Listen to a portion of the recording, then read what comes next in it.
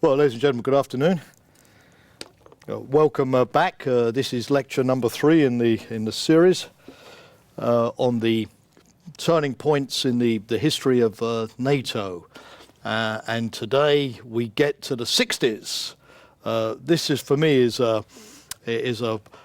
pleasurable moment, at least in terms of going through NATO's history, because this marks the turning point from talking about things that I was too young to have lived through, and therefore I've had to discover them through research, to a point, the 60s, which basically corresponds to my generation, to use that phrase from The Who, a period when, of course, I was young enough, but also mature enough to know what was going on, or more or less what was going on. And it's therefore, for me, a great pleasure to recall today the 1960s. For those of us who lived through the 60s, and I probably see a couple of people here, this was a sort of a golden talismanic age. It was a time when the drabness and the austerity of the 1950s sort of gave way to a period of prosperity and endless human freedom. You know, the dominant image is Easy Rider on his Harley Davidson riding off into the sunset. Or just to recall a slogan that I saw painted on the walls of the Sorbonne in Paris in May 1968, l'imagination au pouvoir. Everything seemed possible. Indeed, sometimes looking back on the 60s, I am reminded of what the British poet, the English poet William Wordsworth said of the French Revolution. Bliss was it in that dawn to be alive, but to be young was very heaven. It seemed therefore a time when social relations were being changed and equality, particularly vis-à-vis repressive authority, would be henceforth the name of the game. As one very famous slogan at the time put it, if it is wrong for me to hit the policeman, then it must also be wrong for the policeman to hit me. Now, Wordsworth quickly soured on the French Revolution once it turned into the guillotine and the terror. And no doubt my quick evocation of the 60s is also based largely on the distortions of nostalgia. Because it is true that if one goes beyond hippies at Haight-Ashbury in San Francisco and Woodstock rock festivals and Flower Power and looks at the NATO scene and East-West relations, we were still very much in the Cold War in the 1960s. Indeed, in the early 60s, on 2 occasions, we came closer to the Third World War and an East-West nuclear exchange at any time since 1945 and at any time since. The first was in October 1961 at Checkpoint Charlie. Looking over the Berlin Wall, which had gone up on the 13th of August 1961. The anti-fascist protection wall, as East Germany used to refer to that wall, in a very Orwellian 1984-ish evocation of the distortion of language. The United States diplomats were refused permission to go into East Berlin unless they showed their identity cards. The US considered that this was a breach of the four-power agreement at Potsdam on the status of Berlin.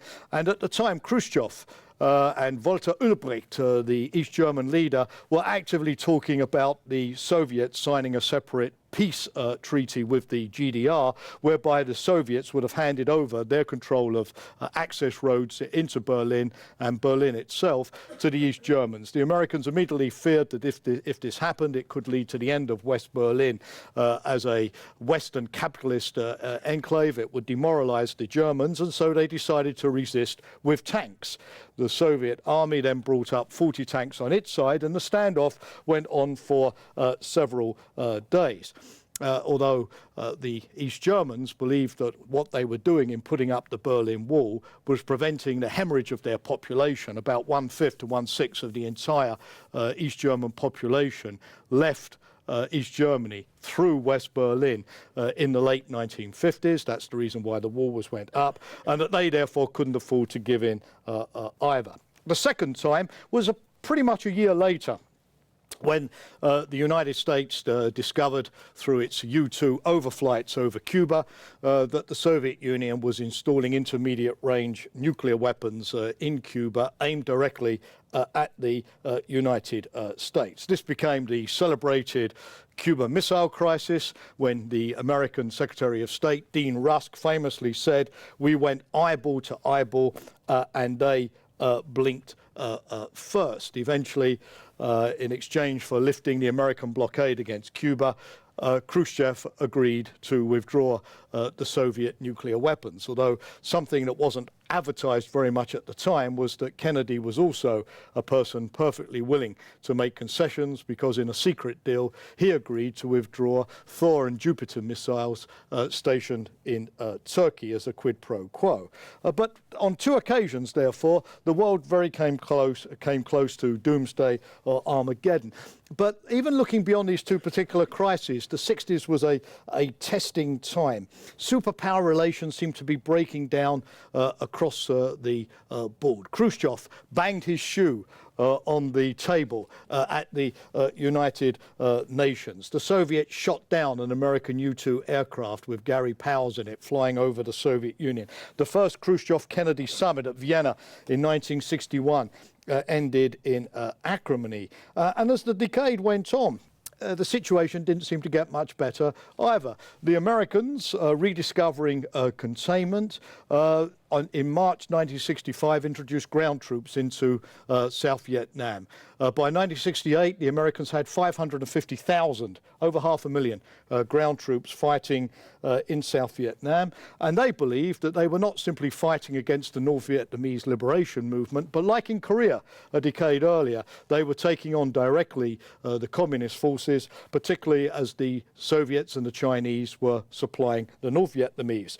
Lyndon Johnson famously declared that if the Americans didn't fight communism in Vietnam, they'd be fighting it on Waikiki Beach in Hawaii. The strength and determination of the United States, he said, inevitably would have to surrender to communism in the Pacific if we do not take up our defenses in Southeast Asia.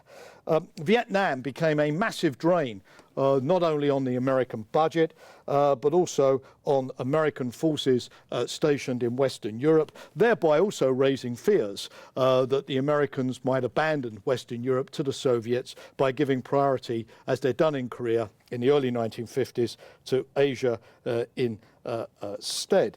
Then in the late 1960s, we had the Six-Day War between the Arabs and the Israelis, when again the Soviet Union and the United States, each supporting their ally in the region, found themselves at loggerhead. And then finally, in August 1968, the end of the Prague Spring, when the Soviet Union invaded Czechoslovakia. Now, if you compare the Soviet invasion of Czechoslovakia in '68 with the Soviet invasion of Hungary in October 1956, one could argue that it was a much more benign exercise. After all, Alexander Dubček, the Czechoslovak leader, simply became a boiler man in a factory, unlike the Hungarian leader, Imre Nagy, who in fact was executed by the Soviets for this uprising. But the invasion of Czechoslovakia led to the promulgation of the celebrated Brezhnev Doctrine, named after the Soviet leader Leonid Brezhnev, in which he said quite explicitly that any state belonging to the communist system would only have a limited degree of sovereignty, and it would not have any control of its own foreign policy. In other words, the Soviet Union decided that if the choice was between reform and the long-term viability of the system or short-term Soviet control, they would always prefer short-term Soviet control. This, to many Europeans, opened up the perspective of an endless Cold War, an endless division of Europe. This turbulence was reflected at the time in NATO as well. Vietnam was extremely divisive, rather like Bosnia became later in the 1990s.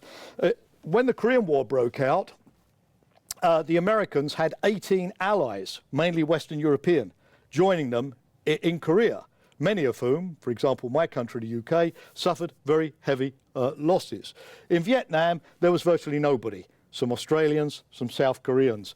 Lyndon Johnson famously said to the British Prime Minister Harold Macmillan that he would accept a band of Scotch bagpipers if only the Brits would agree to help out. Nobody did. The Americans felt abandoned and embittered. Second problem was that NATO had to come to terms in the late 50s, painfully, with US-Soviet nuclear parity. In the 50s, NATO had relied on a very simple tripwire strategy, whereby the Americans would put large numbers of nuclear weapons in Europe. An American admiral, Admiral Radford, in the 50s, in fact called for 60,000 American nuclear weapons in Europe. This also had the virtue of being very cheap compared to the cost of conventional forces. And if the Soviet Union crossed the tripwire, there would be a nuclear release. It was, of course, pure deterrence based on the theory of massive destruction. But of course, it also was based on the assumption that the Soviet Union would be unable to respond by attacking the United States directly. At the end of the 1950s, indeed, the Soviets were still very, very far behind the United States in rocket technology, in long-range bombers, the ability to deploy intercontinental missiles. One of the reasons why they put the missiles in Cuba in the first place was because they needed to be close to the United States so that their short-range rockets could, in fact, place the United States in a hostage situation. But Kennedy, when he campaigned against Nixon in the election of 1959, was convinced that there was a missile gap, as he famously referred to it, that the Soviets were much, much more advanced than anybody believed, and the end of American nuclear superiority was coming to an end. He may have been a little bit, ladies and gentlemen, taken in by the boasting of Khrushchev, who famously claimed that the Soviets were turning out missiles like sausages.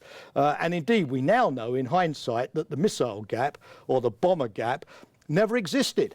The American advantage throughout the Kennedy administration was 17-1 in long-range nuclear rockets vis-à-vis the Soviet Union. But nonetheless, what was clear was that eventually the Soviets would catch up. And as General Omar Bradley, the American commander, once put it, when the Soviets get a bomb to match our bomb, then we'd better get an army to match their army. Now, this, of course, was very unpalatable for the Europeans. It, first of all, meant that if nuclear weapons could no longer be depended upon, if the United States could no longer be relied upon to use its nuclear weapons and to put itself in danger to support the Western Europeans, then the Europeans would have to invest in costly conventional defences instead. I.e. end of the period of economic growth, the Wirtschaftswunder, or les Trente Glorieuses of the late 50s and early 1960s. Secondly, that Europe could not risk, however, a conventional war. If a war was fought in Europe and not in the United States, then Europe would suffer the destruction, not the United States, which seemed to undermine the principle of sort of equality of sacrifice on which deterrence relied. The next problem was, of course, that if the Soviet Union acquired long-range rockets, the temptation for the United States would be to accept what nuclear experts called sanctuarization, which means that the Americans would do a deal with the Soviets to fight a war out in Europe on the assumption that neither side would place each other's territory at risk through a nuclear exchange, because that, of course, would then mean the destruction of their homelands. Even Eisenhower, who was the archpriest of the reliance upon nuclear weapons, began to have doubts towards the end of his presidency. He once said, "Of course," I quote, "in the defense of the United States itself, we will certainly use nuclear weapons.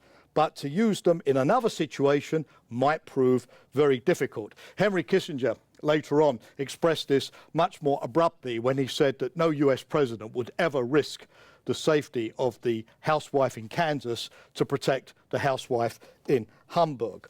This had a big impact on General de Gaulle, who had returned to power in France in 1958.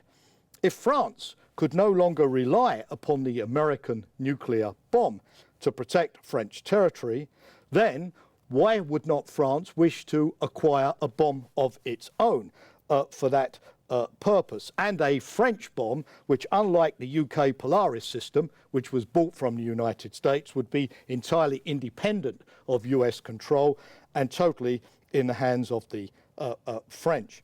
Finally, a strain in the alliance occurred in the 1960s through the famous Mansfield Amendments, which started in 1966. Senator Mansfield, seeing the strain the Americans were under in Vietnam, seeing the Americans under-investing in conventional forces, started a series of amendments which ran in the Senate for 20 years, right up until the mid-1980s, introduced every year, which basically called on the United States to offset, the famous offset agreements, in other words, to give US interest-free loans or even credits in exchange for the US paying the dollar price of maintaining its forces in Europe. At one stage in 1971, the West Germans were handing over $2 billion a year in interest-free loans to the United States as part of those offsets. But that, of course, increased a debate in NATO, which goes on in Afghanistan to this very day, on what is equitable burden sharing and how do you measure it. The growing disenchantment between France and NATO in this period is also one of the reasons why we remember the 1960s. This, of course, is always associated with that prickly character, the hautain French aristocrat, Charles de Gaulle. And we are going to talk a lot about him in just a moment.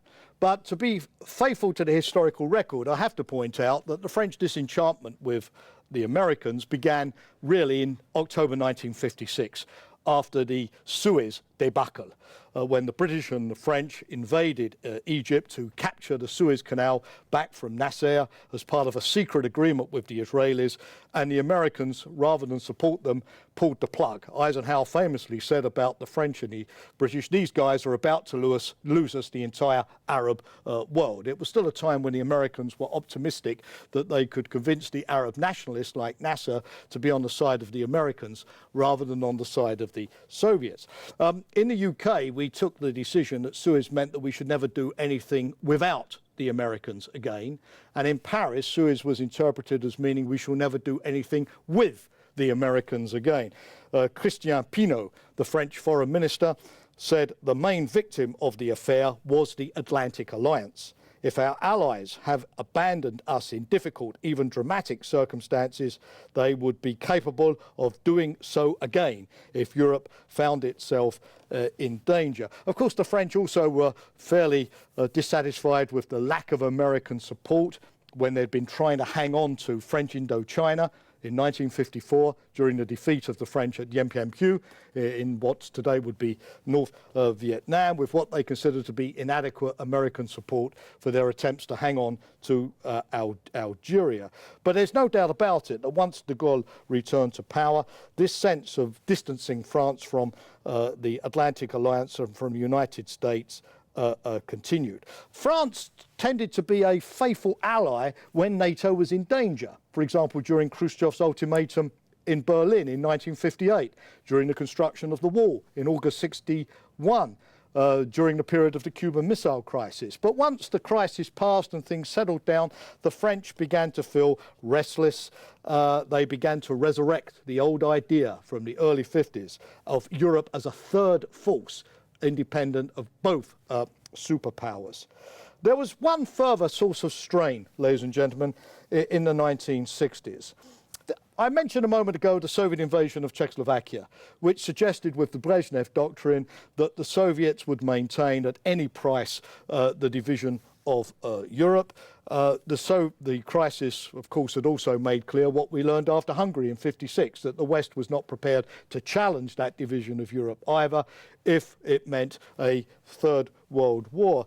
That meant that even staunchly anti-communist figures like de Gaulle or the Foreign Minister of Germany in 1966, Willy Brandt, who in 1969 became Chancellor, began to think that if therefore the division of Europe couldn't be overcome, it should be at least ameliorated, it should be lessened through a policy of greater closeness. That if you couldn't sort of tear down the wall, you could at least drill some holes through it, which would allow more dialogue, more commercial exchanges, more people-to-people contact. This, of course, became known as the Ostpolitik.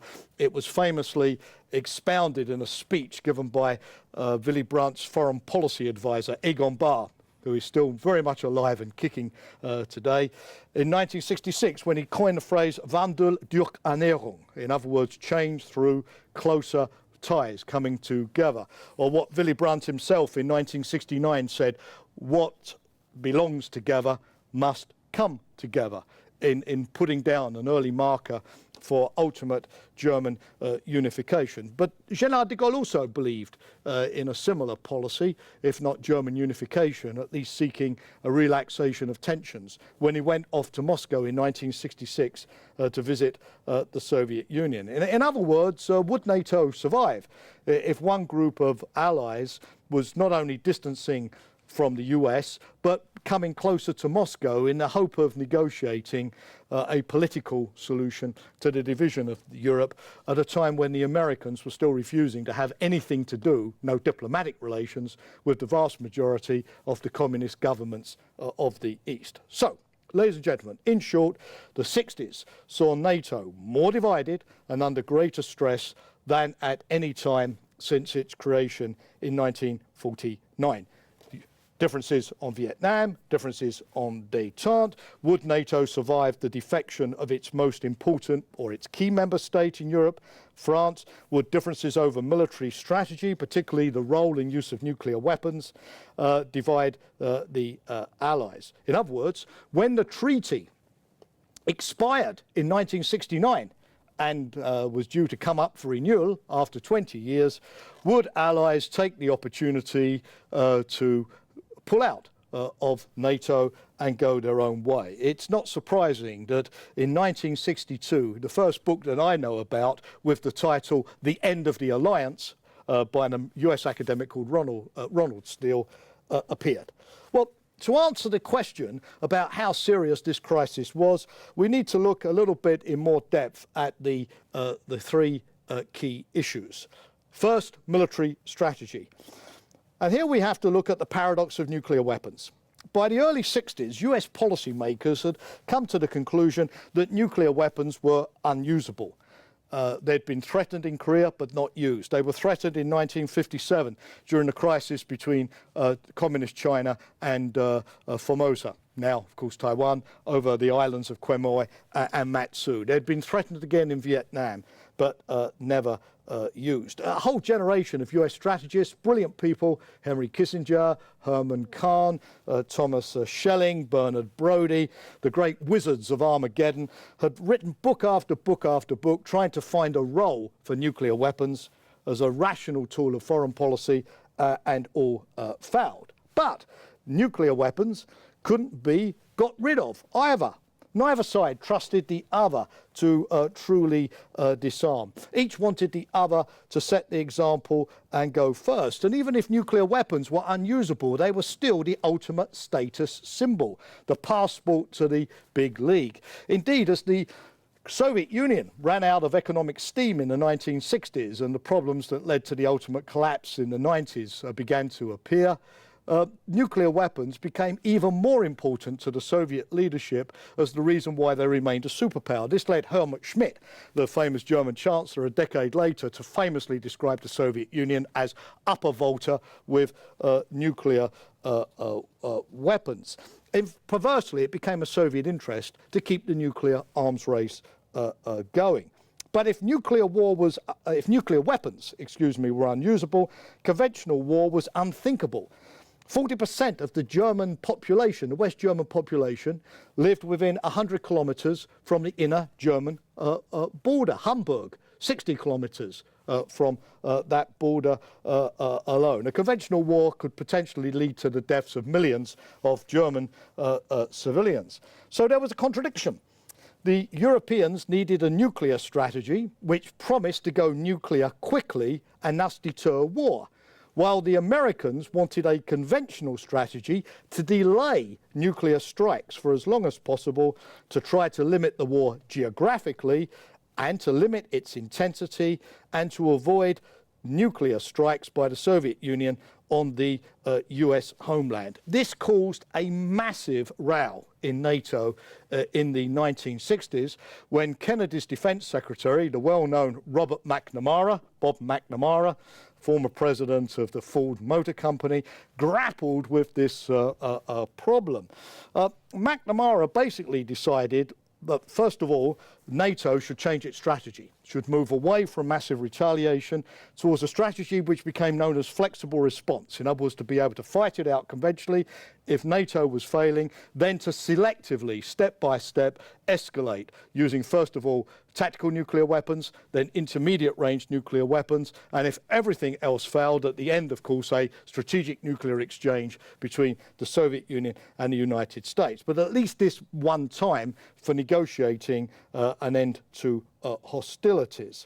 At the same time, McNamara believed that the way to sell this to the Europeans was not simply to give them nuclear weapons, which they had already, the tactical nuclear weapons, which had been introduced in the 50s, but to give the Europeans a greater say over American nuclear thinking and nuclear policy. In fact, the Kennedy administration even went so far as to offer the Europeans a famous multilateral force, which was a set of 25 surface ships, which would sail around the oceans with American nuclear weapons on board, operated by NATO crew, so that they would, it was almost like a kind of NATO equivalent of the European defence community, which had been offered, the European army, which had been offered in the 1950s.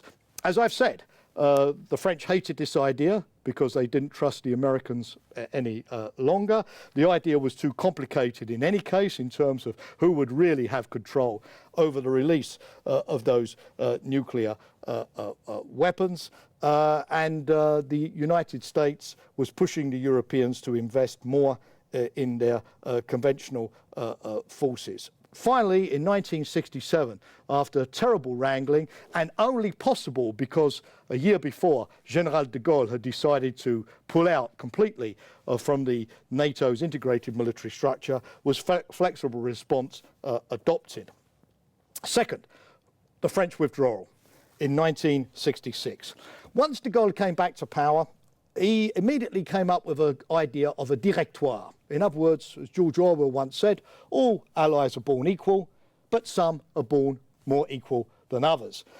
This idea was there at the beginning when NATO was first born, the idea of a steering group of the French, the British and the Americans, but that disappeared after SHAPE was created with General Eisenhower, the first SACEUR in 1952. France wanted a directoire. The French were also unhappy because, as I said earlier, they were giving assistance to the British with the British nuclear programs, Blue Streak, for example, then Polaris. The Americans, Kennedy, Macmillan, with the British Prime Minister, signed an agreement at Nassau in 1962 on nuclear cooperation, whereas all that the French received was a little bit of enriched uranium-235. There was a real sense of not being treated equally. De Gaulle refused to deploy Thor and Jupiter nuclear weapons in France, with the result that the SACEUR at the time, General Norstadt, removed American nuclear-capable aircraft from France. And in 1959, de Gaulle, in a very famous speech to the École Militaire in Paris, announced that the French were going to have their own force de frappe, their own nuclear force. In 1959, de Gaulle then pulled the French naval fleet out of NATO's Mediterranean command. The real blow came in 1962, when McNamara, who hated independent nuclear systems and wanted total American control, gave a very famous speech at Ann Arbor in Michigan, where he called the French nuclear program, I quote, dangerous, expensive, prone to obsolescence, and lacking in credibility. You know the rest. In 1966, at a very famous press conference, de Gaulle announced that he was pulling out of NATO's military structure and ordered Shea out of France. To make it clear, because we're at NATO headquarters here in Brussels, Belgium, he didn't ask NATO's civilian headquarters to leave. We could stay. But in a gesture of reckless solidarity, I say this half jokingly, NATO civilian headquarters based at the Trocadero decided to show solidarity with Shea and Move. I say this because when I joined NATO in the 80s, there were lots of old types hanging around with tears in their eyes as they got on the train to Paris every weekend, that they had been forced to move from the wonders of Paris to Belgium. But anyway, c'est la vie, or as the French would say, à la guerre comme à la guerre. At the time, this French withdrawal seemed truly dramatic. It certainly did not help NATO's public relations vis-à-vis the Soviet Union or the Warsaw Pact. Probably it could not have been stopped. The French ambassador, a few years later, François de Rose, said that of de Gaulle, I quote, "Pulling out was the decision he wanted. The rest was pretext." And Gabriel Robin, a very famous Gaullist French ambassador who was here in the 80s when I first came, confirmed all of this to me as well. There was probably little that the Americans could have done, even if they'd handled de Gaulle in a more sort of flexible, gentle, caring way. Little that they could have done to have explained, to persuaded the Général otherwise. But was it really such a drama?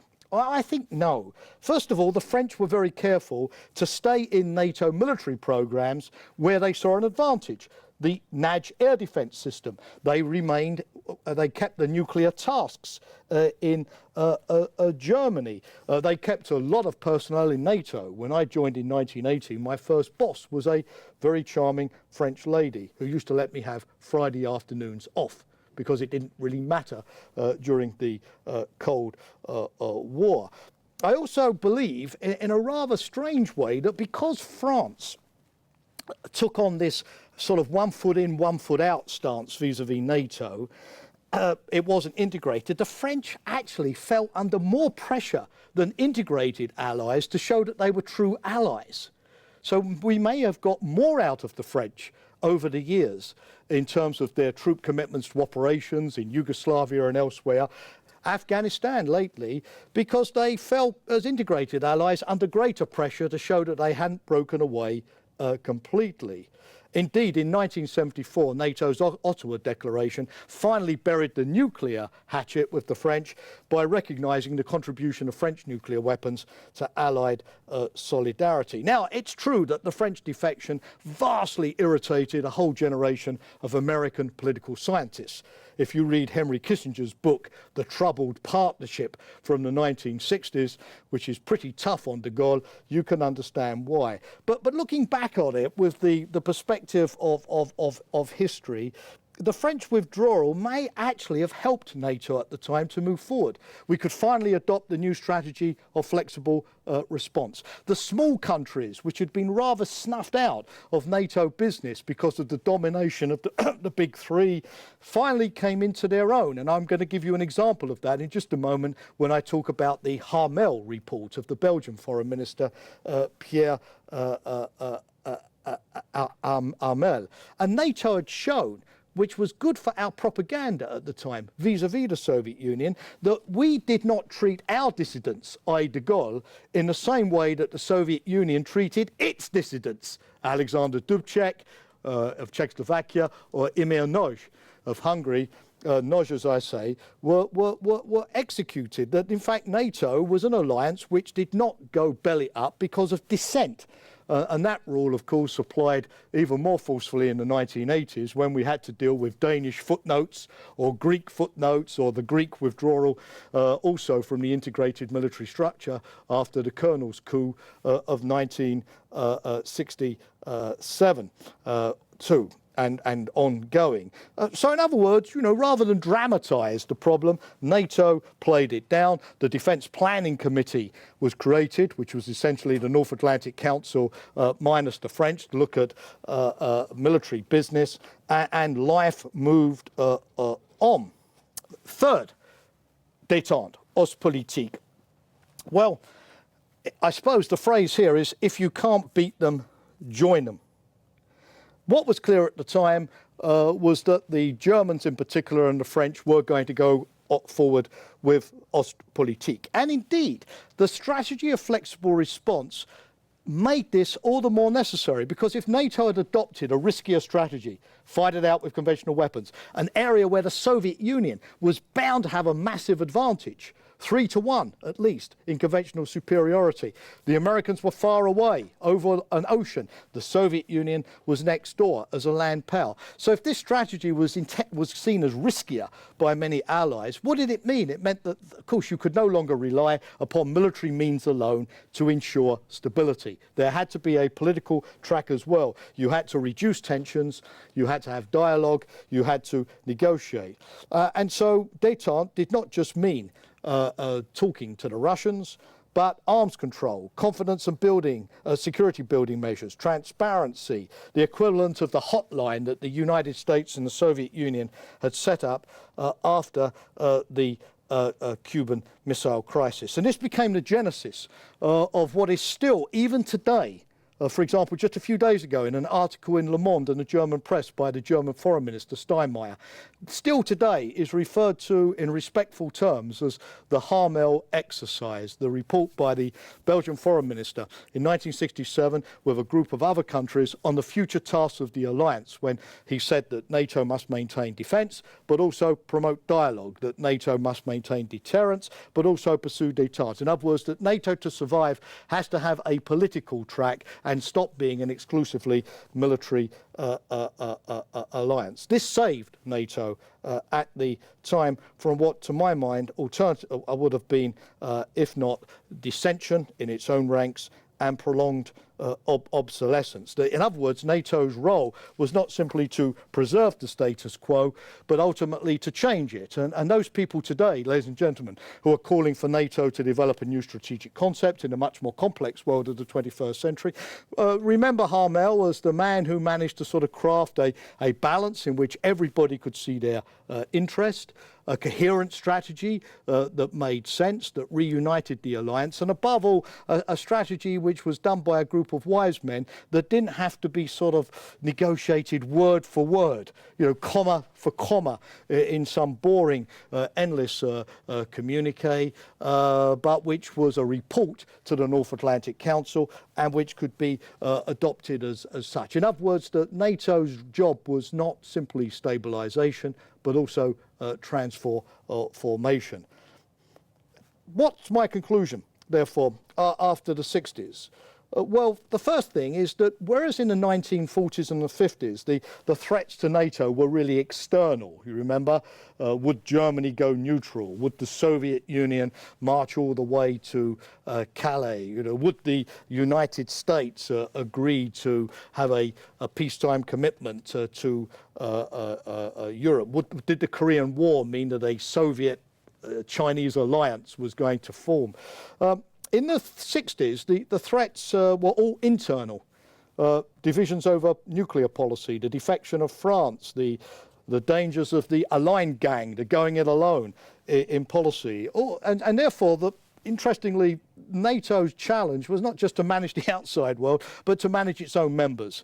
The Secretary-General of NATO in the 60s, for the first time, spent as much of his time keeping the Allies together as keeping the Soviets and the Communists out. And of course, that is a lesson which has stayed with us today. The second lesson was that NATO had to adapt if it was going to survive. We had to tolerate dissent in the hope that eventually the prodigal son would return to the fold. as the Greeks did ultimately, as the Turks did later in the 1970s, and as some, of course, hope will happen with France at some time in the future, as President Sarkozy has publicly announced that he will return France to the heart of the alliance and to the integrated structures. But that, most importantly of all, alliance policy is often the management of contradictions, that the test of NATO is not always to be able to point a clear way forward, but to be able to manage the sort of contradictions that would break sort of weaker alliances apart. For example, balancing conventional and nuclear defence, balancing détente and defence, balancing the process of European integration, which de Gaulle wanted, with alliance and Atlantic solidarity, balancing national interests, which are very strong, with the need for a common denominator of collective security, seeing policy as simply maintaining the status quo, or seeing policy as essentially about making the world a better place actively. In other words, although we didn't use the dreaded word transformation in the 1960s, the alliance that emerged from that period was much similar to what we have today, very similar, in fact, paradoxically, 40 years later, to what we have today, than to the alliance of the 1950s, very much a military American-dominated affair, which I described to you last time. But NATO had stood 3 massive tests and had survived. Michel Montaigne, the famous French philosopher, once said about marriage that those who are on the inside want to get out, and those who are on the outside want to get in. Well, it's certainly true, I think, after the 60s, talking about NATO, that those who are on the outside wanted to get in.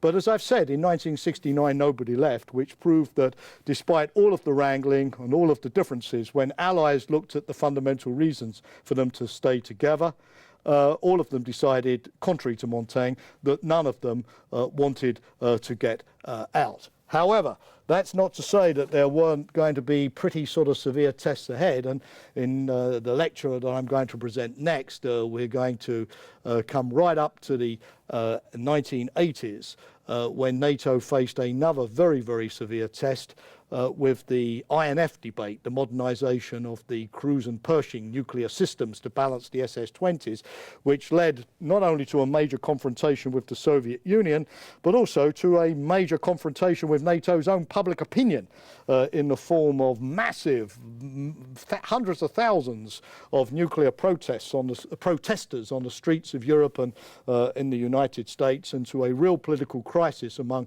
many NATO governments. How did we turn that crisis into the end of the Cold War?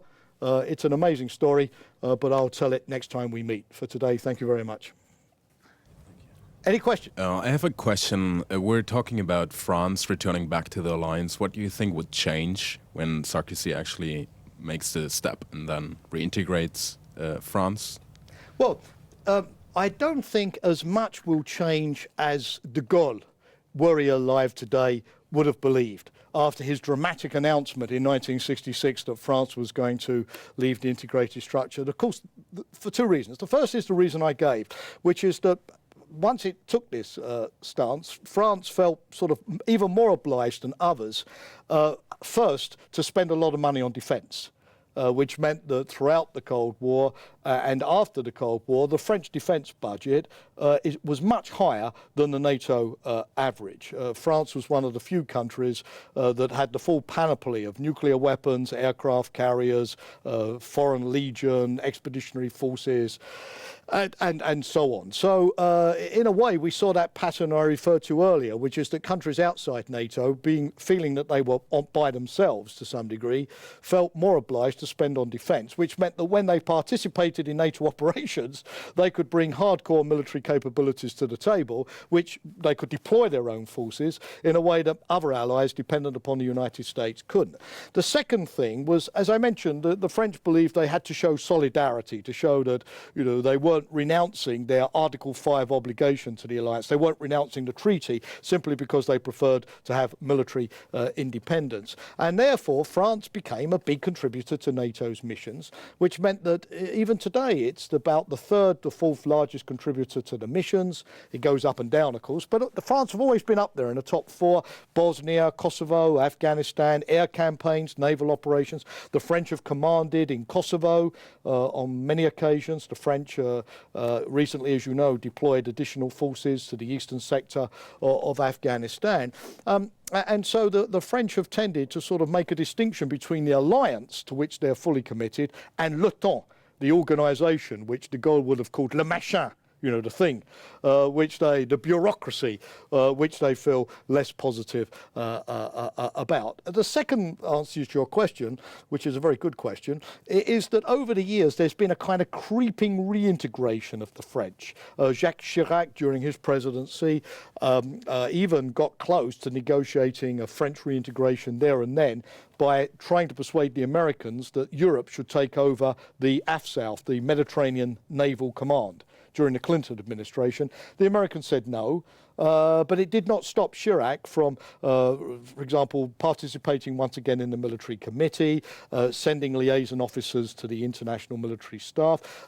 Today, for example, the French have officers in the integrated command of Allied Command Transformation in Norfolk, Virginia. So although they haven't gone the whole hog of putting their forces under a peacetime integrated planning, they have basically started to participate in most of the NATO mechanisms. For example, I mentioned the Defence Planning Committee, which was set up in 1967 as a way for the Allies to meet without the French. Because the French are participating in so much these days, the DPC virtually never meets.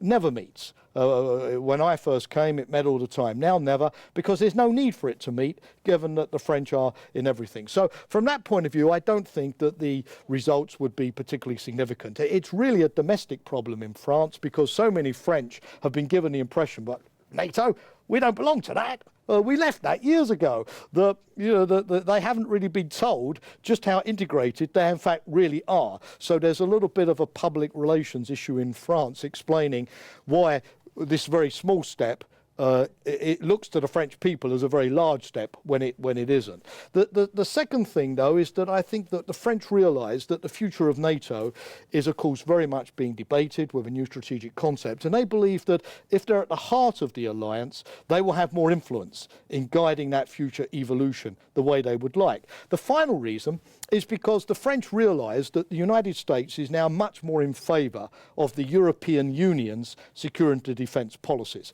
So the French believe that if they reintegrate back into the NATO, the Americans will be less suspicious of French policies to beef up the European Union and the CFSP, the Common Foreign Security Policy, and be more supportive, because they will no longer see it as the French sort of insisting that, you know, you're either a good European or you're a good Atlanticist, but you can't be both. You know, if France is in NATO, nobody is going to suspect it for 1 minute of wanting to use European defence to weaken the Americans or break up the alliance. In other words, you can have your cake and eat it too. Or, as they say in Paris, vous pouvez avoir votre gâteau et le manger aussi. Are there any more questions for today? If not, then I'll see you in a couple of weeks' time, and we will move 20 years into the future. Thank you.